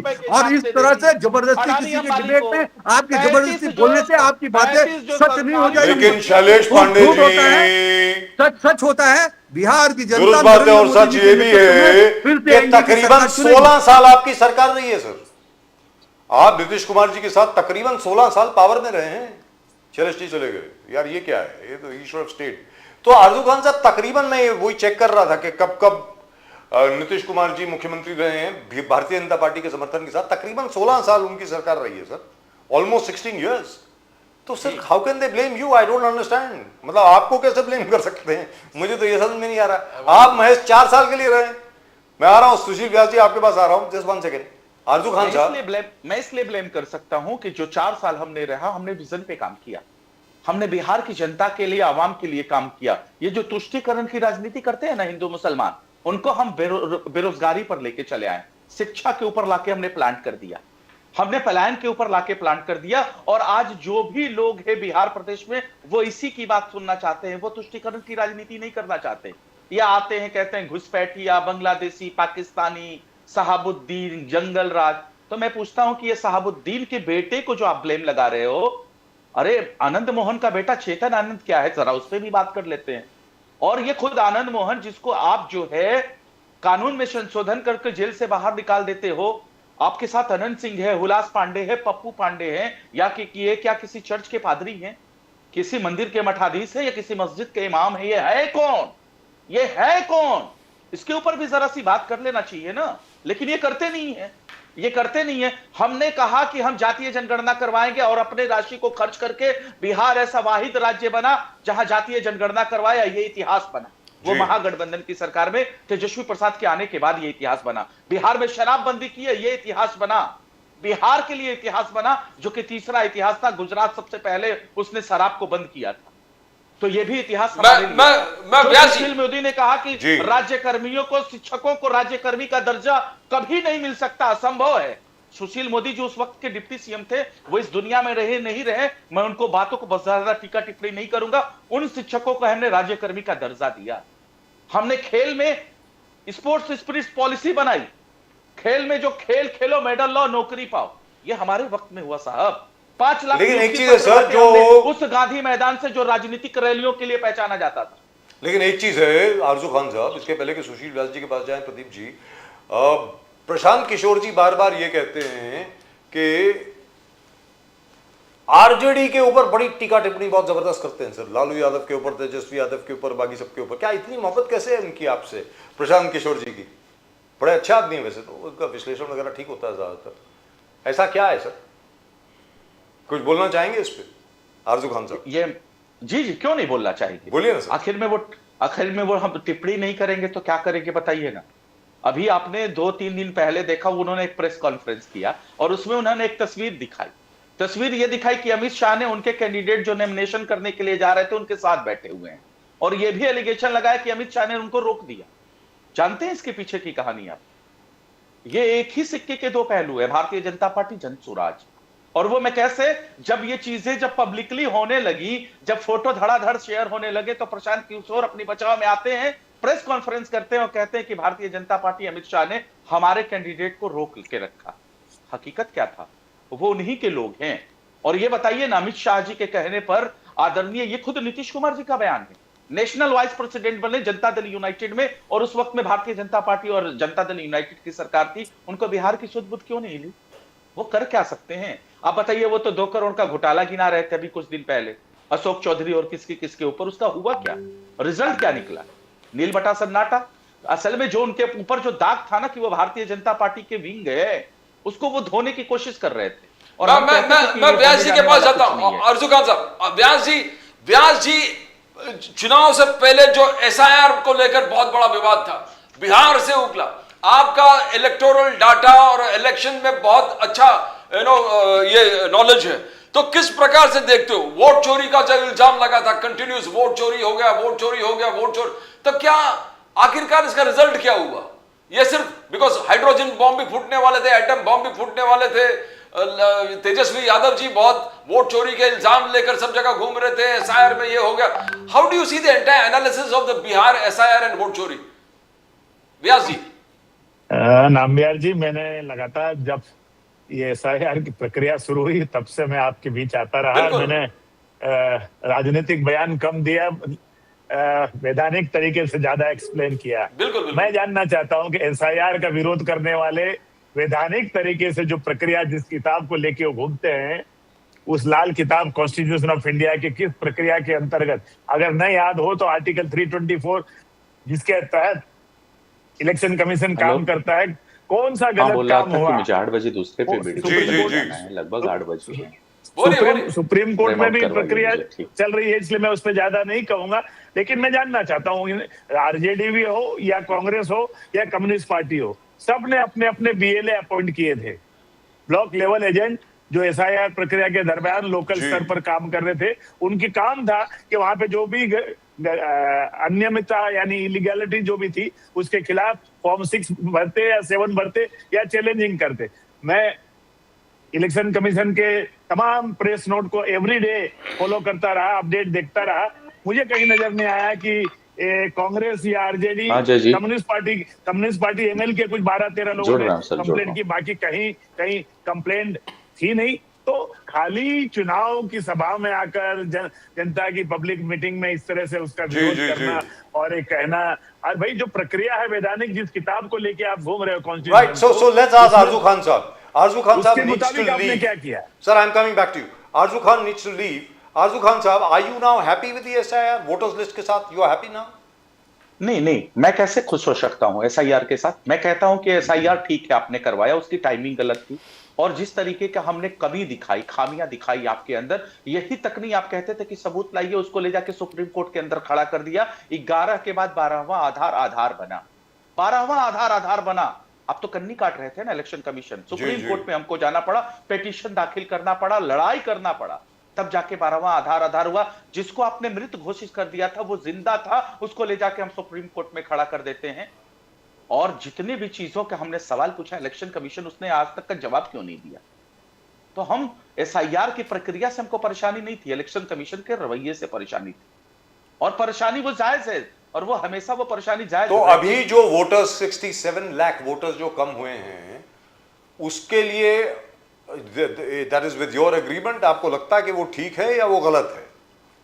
नहीं नहीं, वो कहीं से भी ठीक नहीं है, वो पूरी तरह से गलत है, और वो पूरी तरह से गलत है क्योंकि हमने कहा कि वो जो फॉर्म 6 में देखिए ना, एक चीज वो जो बोल रहे थे, उसमें क्या होता है, जो नए बच्चे होते हैं, जो नए नए लोग होते हैं, वो जुड़ते हैं, उसमें क्या है, हमने वो भी खामियां दिखाई कि उसमें 70 और 65 साल के बुजुर्ग तक का नाम, जी, जबकि ये होना नहीं चाहिए, ये होना नहीं चाहिए। उसके बाद उसकी हमने जवाब मांगा, वो जवाब भी नहीं मिला, अभी तक नहीं आया। तो परेशानी जी, अभी तक जवाब नहीं आया जी, जैसे व्यास जी कह रहे थे कि बीएलएस अपॉइंट हुआ नहीं था, आप इवन फ्रॉम आरजेडी और कांग्रेस से, व्यास जी जरा इस पर गौर फरमाएं, ही इज देयर, आप जो हर डिबेट में बात करते थे व्यास जी। मैं यही कह रहा था नाम्बियार जी के सभी दलों ने, including RJD, Congress, communist party, MLA, अपने अपने बीएलए अपॉइंट किए थे। आखिर वो कर क्या रहे थे? अगर एसआईआर में खामियां थी, स्थानीय स्तर पर, ब्लॉक लेवल स्तर पर क्या कर रहे थे वो? उनको यही जिम्मेदारी थी बीएलए की, आखिर यही जिम्मेदारी होती है, जिस तरह से पोलिंग एजेंट का जिम्मेदारी होती है कि पोलिंग स्टेशन के अंदर सुचारू रूप से मतदान हो, उसी तरह से बीएलए की भी ये जिम्मेदारी होती है अपने दल के बिहाफ पर। सर, वो तो कहते हैं कि उन्होंने ये सारी एसआईआर की प्रक्रिया सही ढंग से चले, कहीं गलत हो तो उसका ऑब्जेक्शन ले राइटिंग में। कितने ऑब्जेक्शंस आए हम जानना चाहते एक देश के नागरिक होने के नाते। सर, आरजेडी तो बोलती है कि बहुत ऑब्जेक्शन दिए, जैसे समाजवादी पार्टी बोलती है 18,000 ऑब्जेक्शन दिए, और जिसके ऊपर अभी तक इलेक्शन कमीशन ने जवाब नहीं दिया। बजाज साहब, देयर इज एन अपील। अगर आपका बीएलओ नहीं सुन रहा है, आप स्टेट इलेक्शन ऑफिसर के पास जाइए, वो नहीं सुन रहा है, आप इलेक्शन कमीशन के पास जाइए। अब प्रक्रिया तो अपनाएंगे कि नहीं अपनाएंगे हम, और आपको Anyway, we thank Mr. Arzu Khan for having joined I us. want to ask, you know, So nice of Vyas him. जी, एकनाथ शिंदे जी ने एक प्राइम मिनिस्टर मोदी जी से मिलने के बाद एक बहुत इंपॉर्टेंट उन्होंने अनाउंस कर दिया कि आरएसएस के विवाद जो हो रहा है वो गलत हो रहा है। He has full honour for the RSS a patriotic organisation, और वो कहा कि जो कांग्रेस एक प्रकार का बैन करो, सर्टिफिकेट दिखा दो, रैलीज में पर में एनओसी ले लो, तो किस प्रकार से देखते हो आप एकनाथ शिंदे से खुलेआम? नहीं, मैं कहना चाहता हूँ नाम्बियार जी कि राष्ट्रीय स्वयंसेवक संघ की कार्रवाई को लेकर जिस तरह से उनकी गतिविधियां हैं, जनता के बीच में रचनात्मक कार्य है, उसको लेकर किसी को कोई दो राय दो मत है क्या? कोई भी देश प्रेमी व्यक्ति यही कहेगा कि आरएसएस देश के हित में काम कर रही है, राष्ट्र की जनता के हित में काम कर रही है, तो उसको बैन करने का कहाँ सवाल आता है? कोई सिरफिरा आदमी होगा जो बैन करने की बात कर रहे। अगर बैन करने की बात करें तो इतिहास गवाह है, बजाज जी जानते हैं कि वो भारत के जो हमारी फ्रीडम परेड होती है उसमें भी आरएसएस का गत्था एक बार जत्था शामिल हुआ 1963 26 जनवरी ऐसे ही कर दिया था क्या? अगर वो देशद्रोही थे तो क्यों शामिल कर दिया उसको? दुरुस्त बात है ना? तो इस तरह की बातें होती रहती है। But the only thing is that again and again the same. In fact, I had wanted to ask Shailesh Panditji that, but Panditji was in a bit of a hurry to go. Sir, it is said again and again that RSS is an unregistered organization. Now, how has the RSS existed for 100 years? If it is an unregistered organization, I find it very strange. Don't you think that's strange that it's unregistered? It is not an NGO. Is it a volunteer organization? What is it? मतलब जो उनकी ज़मीन है, जैसे उनके headquarters हैं नागपुर में, झंडेवाला में, दिल्ली में, नासिक में, अपने पुणे में, मुंबई में, they must be belonging to somebody. I mean, so what do you think the legal status of the RSS is? Vyas sir. मैं कह रहा हूँ इतना बड़ा संगठन जब कोई चल रहा है तो वैधानिक रूप से ही चल रहा है, उसमें कोई असंवैधानिक कोई होने की बात है नहीं। और Yeah, that's अगर what I'm उन्होंने कोई wondering. ना कोई रिश्ता, भाई देखिए, जैसे जैसे कोई, मैं उदाहरण के तौर पर, कोई बड़ी संस्था एजुकेशन ट्रस्ट चलता है, कॉलेज का नाम कुछ होता है, उसको चलाने वाले सुचारू रूप से ट्रस्ट का नाम कुछ और होता है, तो वो ट्रस्ट उस कॉलेज को चलाता है। डजंट मीन कि उस कॉलेज के नाम से ही कोई ट्रस्ट हो। तो कोई न कोई प्रक्रिया जो कानूनी रूप से मान्यता प्राप्त है, उसी के आधार पर इतना बड़ा संगठन चल रहा है जो देशव्यापी है। देश के कोने कोने में, देश के गांव गांव में अगर उनकी शाखाएं चल रही है, उनकी अलग अलग ब्रांचेज हैं, महिलाओं की है या पढ़े लिखों की है या वनवासियों के अंदर है, एकलव्य संस्था है, तमाम अलग अलग संस्थाएं हैं। तो इतनी बड़ी जब व्यापक रूप से सुचारू रूप से उनकी जो ये संगठन चल रहा है, तो निश्चित रूप से इस देश के कानून के अनुसार ही चल रहा है। कोई भी काम अगर कोई गैर कानूनी है तो मैं विनंती के साथ कहना चाहता हूं जो इसको विरोध कर रहे हैं कि मेहरबानी करके हिंदुस्तान के संविधान में 6 तरह की रिट पिटीशन है, तो उसमें से भी जो उचित लगे एक रिट पिटीशन फाइल कर दे। That's what I was wondering. क्योंकि बार-बार जैसे वो जनाब है, क्या नाम है उनका सर, वो अपने खड़गे साहब के जो सुपुत्र हैं, बार-बार यही बात उठाते हैं। अलग-अलग लोग ये बात उठाते हैं कि भाई इनका अकाउंट क्या है, how much of money are they collecting, what is it, does it have FCRA permission, is it an NGO? क्योंकि मोदी जी ने ऐसा कुछ कहा है कि भाई it is the largest NGO in the world, ऐसा कुछ बोला है उन्होंने। तो is it registered as an NGO? आपको कोई जानकारी है इसके बारे में सुशील? ऐसा प्रियंक मुझे नहीं खड़गे है। उनका नाम है, मंत्री हैं कर्नाटक के अंदर, और वो मंत्री हैं इस समय, गुलबर्गा जी। से जीत के आए हैं, जहां अपने पिताजी के दम पे उनके कार्य क्षेत्र से आए, उनका खुद का कुछ नहीं है। और उनको चूंकि अब बहुत जल्दी है वहां के नेता बनने की कर्नाटक की, क्योंकि वहां पे होड़ लगी है कि अगला मुख्यमंत्री कौन, क्योंकि सिद्धरामैया जी के पुत्र ने खुद नहीं कह दिया कि मेरे पिता राजनीतिक जीवन के अंतिम पड़ाव पर है और एक नया मुख्यमंत्री कोई आना चाहिए। तो बहुत जल्दी में है खड़गे जी के लड़के, और इसी के चलते उन्होंने शायद इतना वो बड़ा बयान कहा कि जो लोग RSS की गतिविधियों में शामिल होते हैं और सरकार के अंदर कर्मचारी के रूप में कार्यरत है, उनके खिलाफ एक्शन लेना चाहिए वगैरह वगैरह वगैरह। पर शायद वो भी ये भी बता देते कि कांग्रेस का नेशनल हेराल्ड का क्या संबंध है, वो भी बता देते। और लेकिन ये तो पुराना कानून था ना सर, ये पुराना गवर्नमेंट का ऑर्डर था ना, आपको याद होगा, पुराना गवर्नमेंट था ये 1998 में। कहना चाहता हूँ सर प्रियंक खड़गे जी ये भी कहते थे कि नेशनल हेराल्ड की जो संपत्ति इधर उधर हुई उसमें कांग्रेस के नेताओं का, जिसके उनके पिताजी इस समय राष्ट्रीय अध्यक्ष हैं, क्या हाथ है? सर 1998 में एक ऑर्डर था, आपको याद होगा, जो अटल बिहारी वाजपेयी की सरकार ने विड्रॉ किया था। पंडित जी के जमाने से था कि RSS के किसी भी फंक्शन में कोई गवर्नमेंट फंक्शनरी नहीं जाएगा, ये तब का ऑर्डर था, which was withdrawn by the way. But all I'm saying, Pradeep ji, one second, all I'm saying is that is there a, because again and again बार बार ये बात आती है कि RSS के जो अकाउंट्स है वो अनऑडिटेड हैं, they are not in the public domain and so on and so forth. Now why doesn't the RSS itself release its own documents and say, hey listen, this is what we are, and you know, in the interest of transparency and everything else? Are they registered as the RSS, or are they registered as something else?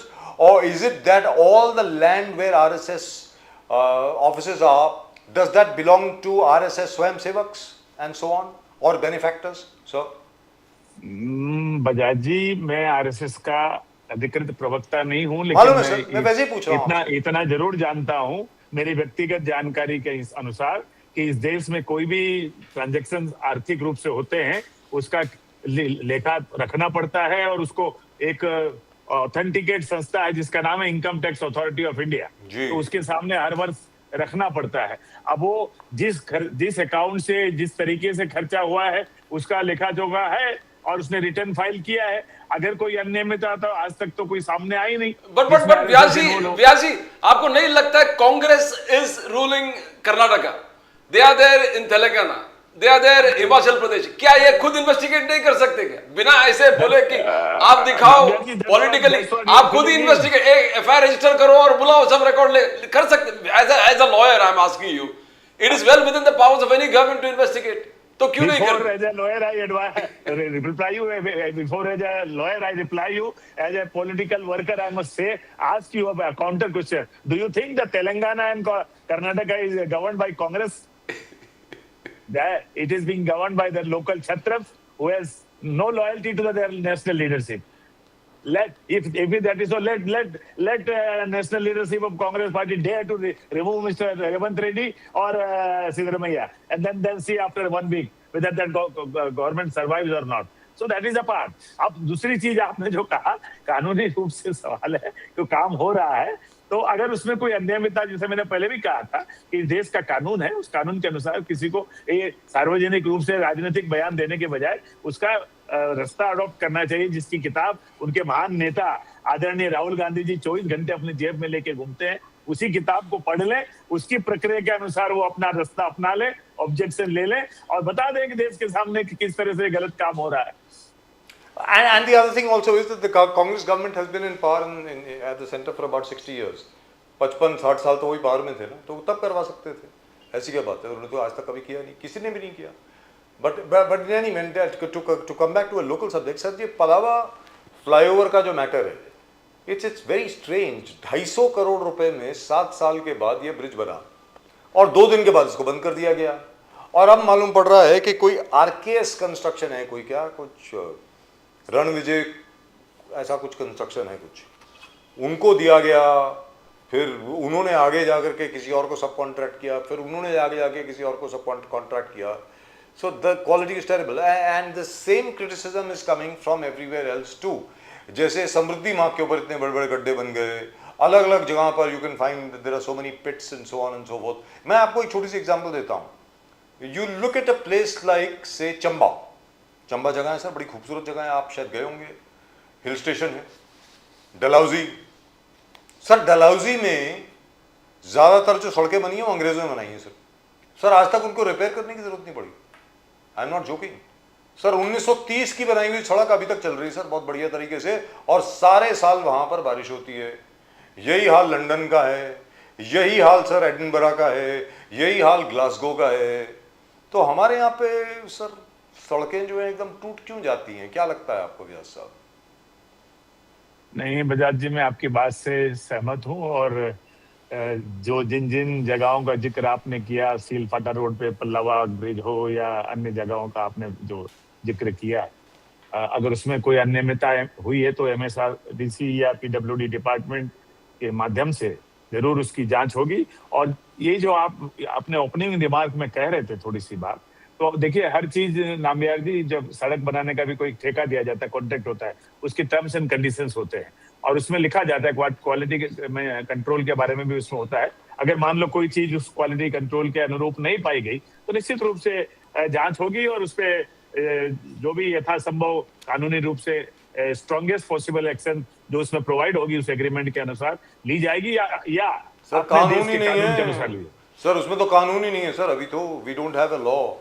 नहीं, there is a law, there is agreement, there is a contract में conditions sir. Breach of contract में क्या होता है? There is no criminal liability नहीं है ना. Liability है वो शायद नहीं, इसलिए किसी को डर नहीं. मैं बताऊं आपको बजाज जी, बड़ी विनम्रता के साथ, एक देखिए, अभी आपने सुना होगा कि 4-5 दिन पहले जोधपुर और जैसलमेर के बीच में एक बस का आग लग गई और उसमें 20 लोगों की मौत हो गई, दुर्भाग्यपूर्ण. आपने पढ़ा होगा. अब उसमें आग तो लगी, बस चलती थी रोड पे, वो जैसलमेर से जोधपुर आ रही थी, लेकिन आज कौन कौन जेल में आपको बताओ? वो उस बॉडी बस की जो जिसने बॉडी बनाई, जैन ट्रेवल्स करके वो है, वो बॉडी बनाने वाले कंपनी है, उसका मालिक जेल में है. क्यों जेल में है? कि चेसिस की जितनी लंबाई होती है, अशोक लीलैंड कंपनी की जो चेसिस है, उससे उन्होंने 2-2.5 फुट बढ़ा करके इस तरह से उन्होंने असुरक्षित बना दिया उस बस की बॉडी को कि रेस्क्यू नहीं कर पाए जब समय आए उस समय. तो तमाम चीजें हैं, ऐसा कि नहीं, ये नहीं है कि breach of contract can never be criminal offence. Yes, it can be criminal offence, क्योंकि पब्लिक सिक्योरिटी का सवाल है ना. और हमने तो कई जगहों पे देखा कि इस तरह के जब एक्सीडेंट्स होते हैं या पुल गिर जाते हैं तो वहां के कॉन्ट्रैक्ट्स वगैरह को जेल में भेजा जाता है. तो निश्चित रूप से यहाँ भी अगर इस तरह की कोई अनियमितता हुई, इसे सार्वजनिक हानि होने की कोई संभावना या हुई है, तो निश्चित रूप से उनके ऊपर आपराधिक मुकदमा भी होगा. ये नहीं है कि breach of contract they can't be a criminal proceeding. Dangekar और बोहल का झगड़ा कब खत्म होगा? व्यास जी, एकनाथ शिंदे जी ने भले कहा दंगे करू नका, मगर लगता जब तक एकनाथ, फिर वो गणेश नायक जी और एकनाथ शिंदे जी को तुलने लगे कि ये यहाँ होगा, ये खत्म नहीं होगा तो वो खत्म नहीं. तो किस प्रकार क्या दोनों रिलेटेड है? ये खत्म नहीं होगा तो वो नहीं खत्म होगा। अब कौन किससे नहीं लड़ रहा है, वो कोई अपनी बात उठा रहा है और उस बात में कोई गलत चीज है तो उसको सामने आना चाहिए। मैं तो ये जानता हूं जैन बोर्डिंग के मामले में क्या गलत है क्या सही है वो जनता के सामने आना जरूरी है। कौन किसके बारे में क्या बोल रहा है ये वो छोड़ दीजिए, कौन किस दल से है। लेकिन मैं बड़ी विनम्रता से पूछना चाहता हूं, क्या उस जैन बोर्डिंग को लेकर के जो बात चल रही है वो जैन समाज ये नहीं पूरा का समाज जो है, जो सनातन धर्म या जो धार्मिक भावनाओं को रखता है, उनकी धार्मिक भावनाएं आहत हुई है, क्या आप मानते हैं वो गलत हो रहा है? क्या नहीं बोलना चाहिए, नहीं उठाना चाहिए? छोड़ दीजिए धनगेकर किस पार्टी में है, कहाँ थे, कहाँ से आए, कितने दिन पहले आए, वो छोड़ दी। पर वो जो मुद्दा उठा रहे हैं क्या वो गलत है? सर मुद्दा तो एक और भी है सर, वो मुद्दा पता नहीं कहाँ चला गया, वो विले पार्ले में यहाँ पे मुंबई में, आप तो मुंबई के ही हैं सर, इतना खूबसूरत जैन मंदिर था उसको डिमोलिश कर दिया गया सर।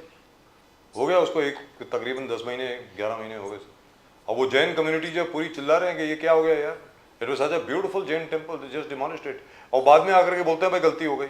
मतलब I don't understand this, this is very strange.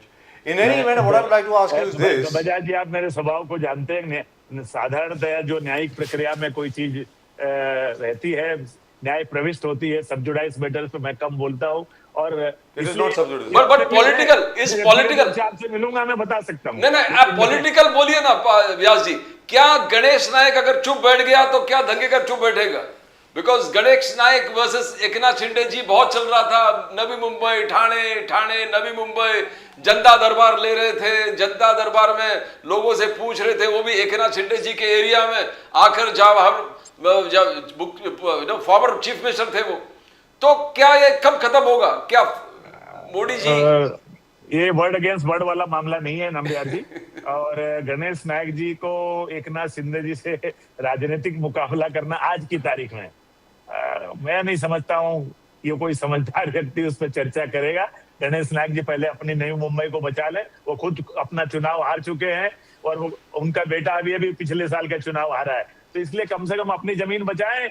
Eknath Shinde जी को कमजोर करने का जरा सपना कम देके, जिस दल में वो आए हैं, मंत्री बने हैं, अपना विधायकी बचाए, बस उतना ही ठीक है। सर चलते चलते एक सवाल आपसे जानना चाह रहे हैं, अभी राज ठाकरे जी वगैरह वगैरह सब लोग, शरद पवार साहब, अपने बाला साहब थोराट साहब, सतपाल साहब, ये उद्धव ठाकरे जी, सब लोग मिले थे अभी स्टेट के चीफ इलेक्शन कमिश्नर से, और उन्होंने ये कहा है कि effectively led by Raj Thackeray that के आप जो वोटर्स लिस्ट है प्लीज़ उसको अपडेट कर लीजिए, और अपडेट किए बिना आप इलेक्शन मत कराइए म्यूनिसिपैलिटीज़ के।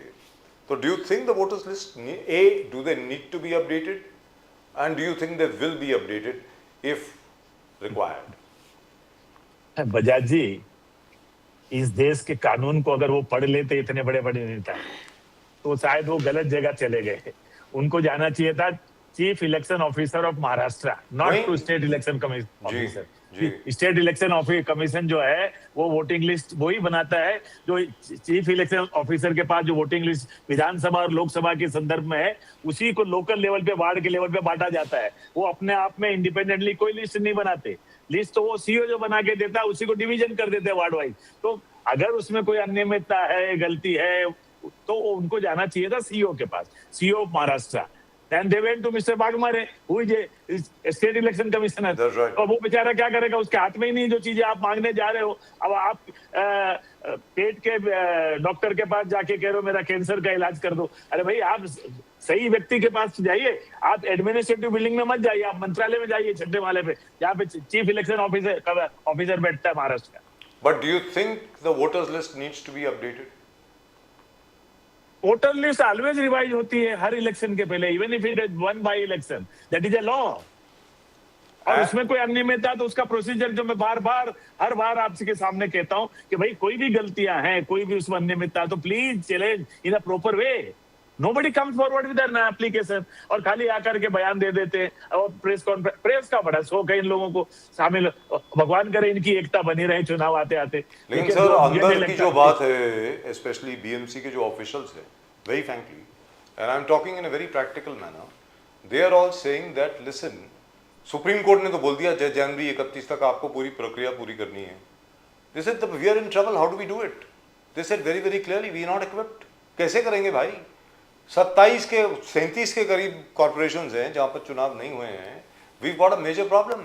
अब प्रॉब्लम ये है कि दे themselves are saying that how do we do it, because their lordships are not willing to listen.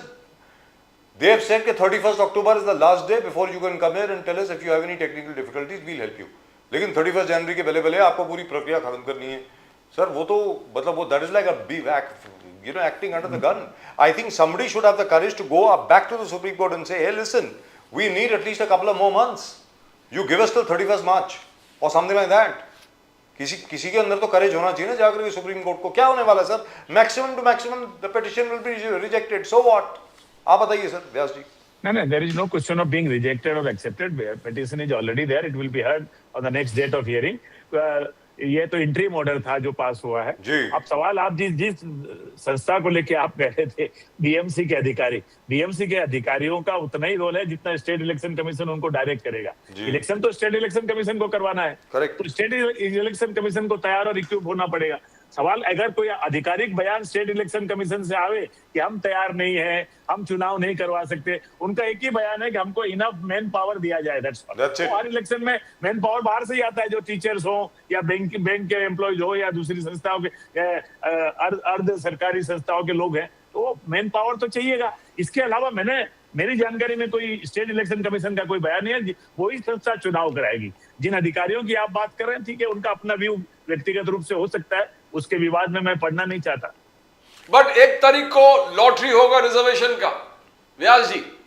निश्चित होगा 1 तारीख को फर्स्ट ऑफ. अभी जो डेट फिक्स हुई है उस दिन होगा. हाँ, तो we are going to see BMC elections very fast.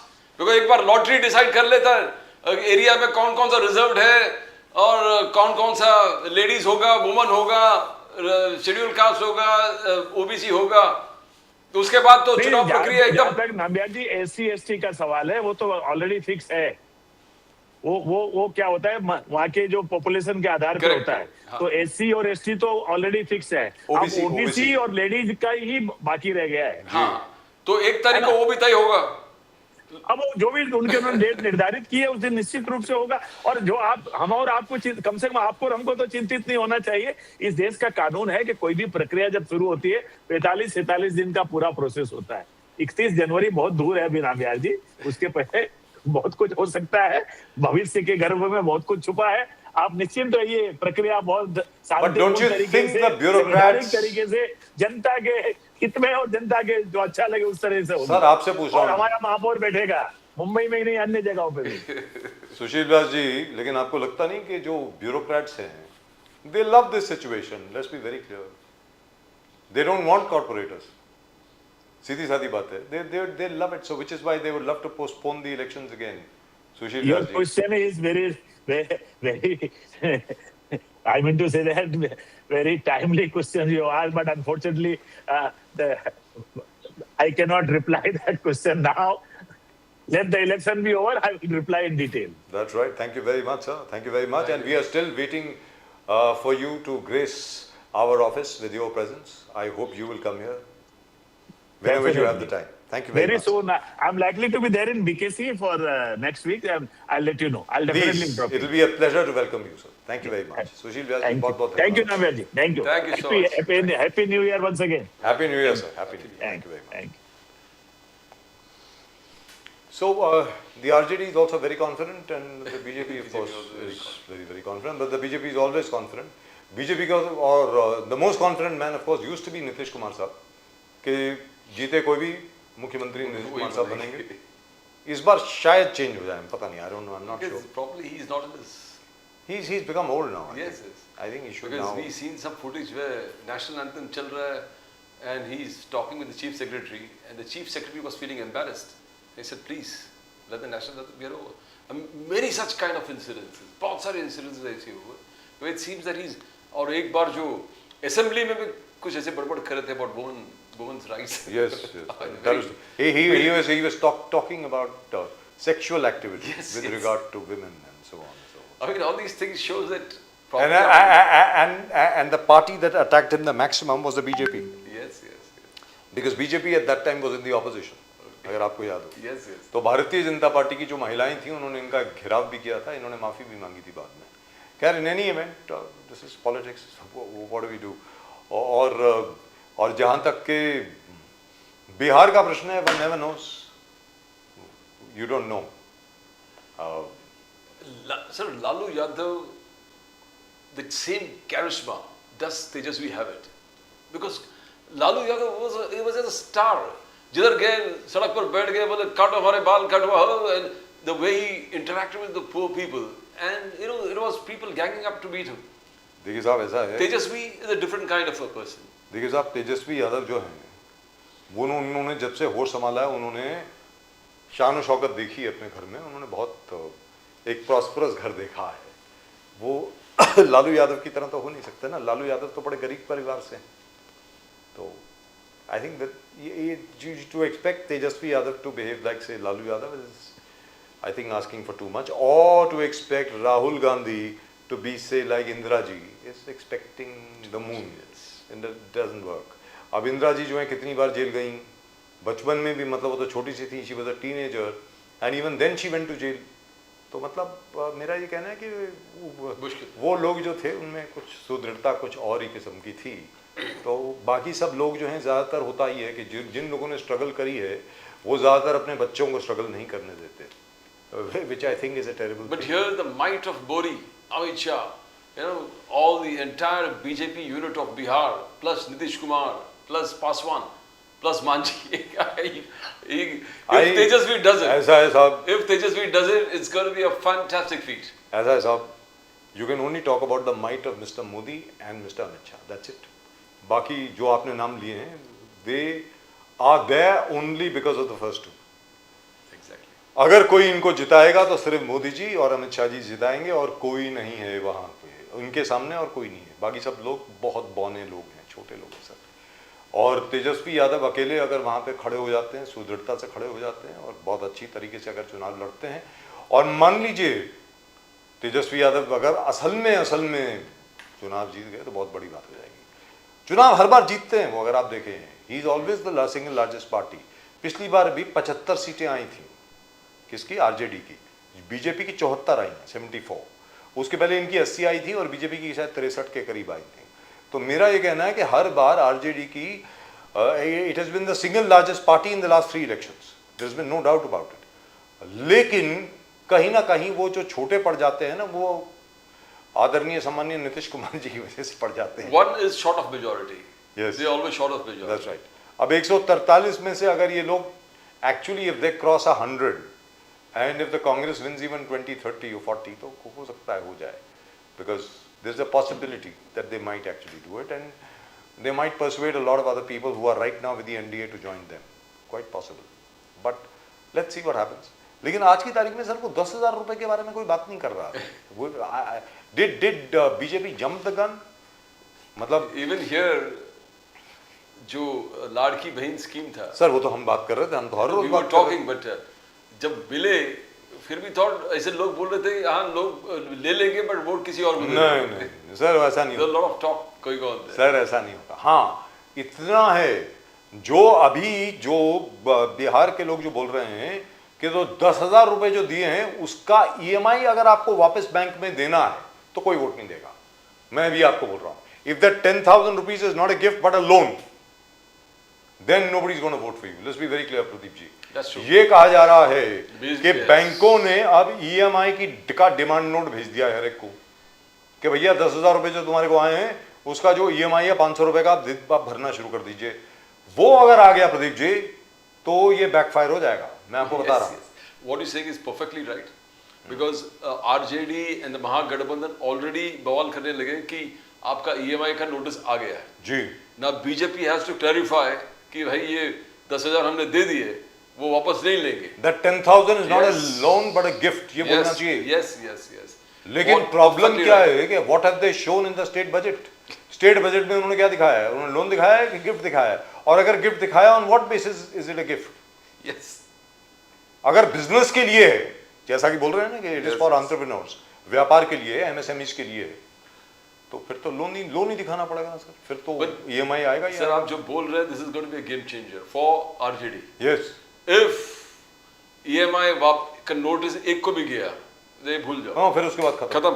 Sir उसके बाद तो क्लीन स्वीप है, उसके बाद तो क्लीन स्वीप है आरजेडी और कांग्रेस के लिए, अगर ये हो गया तो, if they don't manage it right now, और इफ दे डोंट, अगर ईएमआई भी आपको नोटिस भेजना है तो चुनाव के बाद भेजें, Exactly. ये अगर ये मैनेज कर लें तो very But frankly. I think will the BJP will be so foolish कि अभी नोटिस भेजे चुनाव के फिर, बट आरजेडी अगर प्रोपेगेंडा कर रहे हैं तो they have to beat the propaganda. Sir cooperative banks हैं, कई कई कोऑपरेटिव बैंक्स में आरजेडी के बोर्ड मेंबर्स हैं, Okay. ये भी तो है ना सर, तो उसमें बीजेपी अब कहाँ तक मैनेज करेगी मुझे मालूम नहीं है, क्योंकि BJP is not completely in power and which is the reason why BJP would like to get rid of mister Nitish Kumar, और वैसे भी होना चाहिए, there should be a new chief minister there, ऐसी क्या बात है। और भारतीय जनता पार्टी का कोई भी अगर मुख्यमंत्री आएगा तो विकास पे तो काम करेगा साहब, उसमें कोई दो राय नहीं, लेट्स बी वेरी क्लियर। और बिहार को विकास की जरूरत है, और प्रशांत किशोर जी की बात जो थी तो वो थोड़ी सी रह गई, आरजू खान साहब के साथ अगली बार जब आएंगे उनसे जरूर बात करेंगे कि भैया आज की तारीख में बिहार के पास है क्या, बिहार के पास सिर्फ एग्रीकल्चर है और बिहार के पास एजुकेशन है, ये दो चीजों को अगर आप डेवलप नहीं करेंगे तो कहां जाएंगे। बिहार की जितनी यूनिवर्सिटीज हैं आपको उनको दोबारा रिफर्बिश करना पड़ेगा, you will have to update them, you will have to upgrade them. If you do not upgrade them, if you don't upgrade schools in Bihar, if you don't upgrade the colleges and universities and professional institutions in Bihar, Bihar has got nothing else to offer because all your mineral wealth has gone to Jharkhand. आपके पास कुछ बचा नहीं है। Exactly. तो in any event, there are lots and lots of things which can be done with Bihar. We have talked about it on so many occasions. But well, I hope somebody listens. That's it. That's all we've got for you in tonight's show. आज के show में सिर्फ इतना ही। प्रदीप जी कुछ और अगर आप कहना No, it's चाहें तो। fantastic. We hope that Prime Minister Modi जो एक attempt चल रहा है and our intelligence agencies have to come out with the ultimate truth. Is a CIA agent been killed in Dhaka, and was he on a job to assassinate Prime Minister Modi? Because if this has already come up in small way, a leak, it has to have a full investigation, and we should see how we can secure our Prime Minister from this guy, because we have adopted various on the business front, on the military front, बहुत सारी चीज में स्वदेशी को अपनाया है. So huge giants are already out of business. और प्रदीप जी जाने के पहले एक बड़ी बुरी खबर है, उसके बारे में मैं जरा जिक्र करना चाहूँगा। एक तो अपना हम जो 17 में रेप हुआ, उसके बाद देवेंद्र फडणवीस जी ने वादा किया है कि वो छोड़ेंगे नहीं जो भी लोग गिल्टी हैं उसमें, उसको लेकर के, including those people who refuse to help her, that lady doctor. वो 2 पुलिस वाले हैं, वो तो जेल में है ही। उसके अलावा नोएडा में एक इंसिडेंट हुआ है सर, वो बहुत ही घिनौना इंसिडेंट हुआ है। एक दलित बच्चा जो था 12 या 15 साल का, उसका बर्थडे था, वो बर्थडे मना रहा था और ये अपर कास्ट के लोग आए, इन्होंने मार उड़ के उस बेचारे को मार दिया। He was just celebrating his birthday. तो राकेश प्रजापति जी जब बोलते हैं तो वो गलत नहीं बोल रहे, इसका मतलब हमारे यहाँ पे जो प्रोफेसर प्रजापति आते हैं इसका मतलब गलत नहीं बोल रहे कि इंटरकास्ट अभी तक जो जातीय वो शोषण है वो अभी भी चल रहा है। It is not over, which is terrible. In Noida, a Dalit boy cannot celebrate his own birthday. I mean, what is going on here? In any event, we'll talk about that when we come back. But in the meantime, would you please subscribe to the channel if you haven't done so. Subscribe to the fastest growing channel of the nation, Nation Now. Subscribe to the fastest growing channel of the nation, Nation Now. And please do send in your comments. जो भी आप लिखना चाहें, please do send it. अपने comments जरूर भेजिए and I'll try and read them out from next week. अभी बीच में हम लोगों ने पढ़ना बंद कर दिया था because the shows were becoming longer and longer and longer. Now we'll try and read them out. And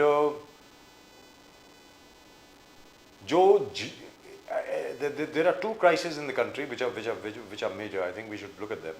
A is the farmer crisis, and number 2 is the caste crisis.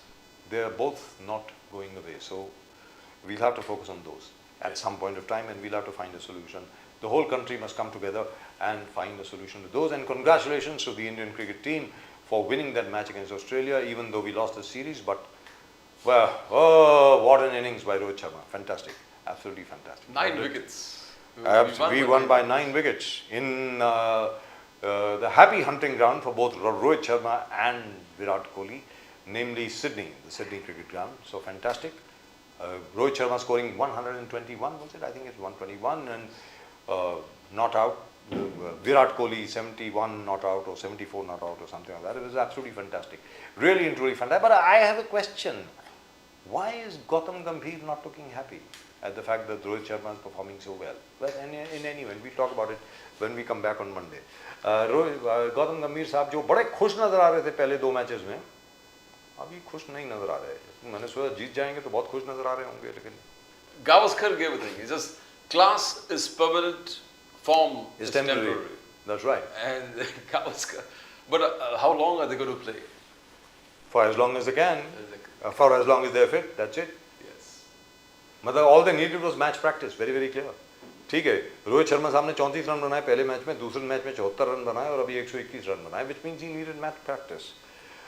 Virat Kohli got a duck in both the first two matches and he got 74 not out or 71 not out in this match. So I think they still need to play. Let's be very very clear. You can't just drop these two. In any event, that's it. That's all we've got for you in tonight's show. आज के show में सिर्फ इतना ही. प्रदीप जी और मेरी तरफ से और पूरी टीम की तरफ से आप सब लोगों को जय हिंद, जय महाराष्ट्र, जय भवानी, जय Shivaji, Vande Mataram. One day, Matra. Bharat माता की जय, जय हिंद. Jai Hind.